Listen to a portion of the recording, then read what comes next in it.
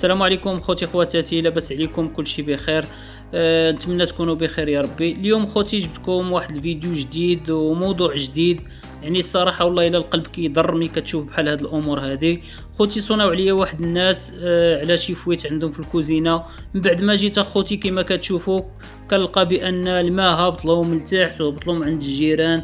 يعني واحد الكوزينه الاخوان والله ما تسخى انها يعني تعاود تهرس وتكرفص كما كتشوفوا معايا. وهذا الشيء كامل السبب ديال شي دراري اللي كيكونوا عاد تيتعلموا او لا ما عارفينش في الدومين وكيدخلوا كيبقاو يكرفصوا عباد الله. داخلنا عليكم بالله الاخوان، واش هاد الكوزينه في نظركم غادي تستاهل هاد التكرفيصه هادي؟